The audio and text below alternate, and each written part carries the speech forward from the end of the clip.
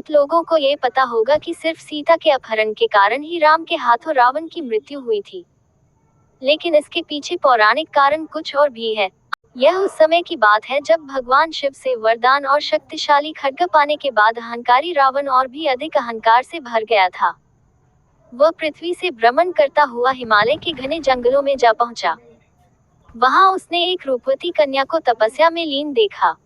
कन्या के रूप रंग के आगे रावण का राक्षसी रूप जाग उठा और उसने उस कन्या की तपस्या भंग करते हुए उसका परिचय जानना चाहा। काम वासना से भरे रावण के अचंभित करने वाले प्रश्नों को सुनकर उस कन्या ने अपना परिचय देते हुए रावण से कहा कि हे राक्षस राज, मेरा नाम वेदवती है। मैं परम तेजस्वी महर्षि कुशध्वज की पुत्री हूँ। मेरे वयस्क होने पर देवता, गंधर्व, यक्ष, राक्षस, नाग सभी मुझसे विवाह करना चाहते थे, लेकिन मेरे पिता की इच्छा थी कि समस्त देवताओं के स्वामी श्री विष्णु ही मेरे पति बने। मेरे पिता की उस इच्छा से क्रोध होकर शंभु नामक दैत्य ने सोते समय मेरे पिता की हत्या कर दी और मेरी माता ने भी पिता के वियोग में उनकी जलती चिता में कूदकर अपनी जान दे दी।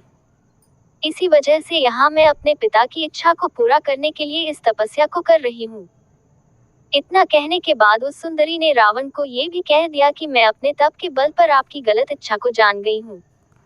इतना सुनते ही रावण क्रोध से भर गया और अपने दोनों हाथों से उस कन्या के बाल पकड़कर उसे अपनी ओर खींचने लगा।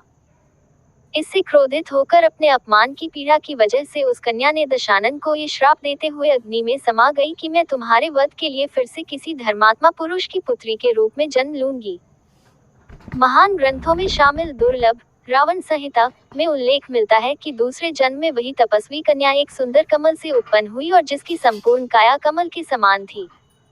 इस जन्म में भी रावण ने फिर से उस कन्या को अपने बल के दम पर प्राप्त करना चाहा और उस कन्या को लेकर वह अपने महल में जा पहुंचा, जहां ज्योतिषियों ने उस कन्या को देखकर रावण को ये कहा कि यदि यह कन्या इस महल में रही तो अवश्य ही आपकी मौत का कारण बनेगी।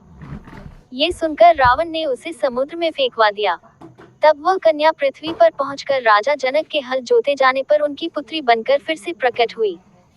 शास्त्रों के अनुसार कन्या का यही रूप सीता बनकर रामायण में रावण के वध का कारण बनी।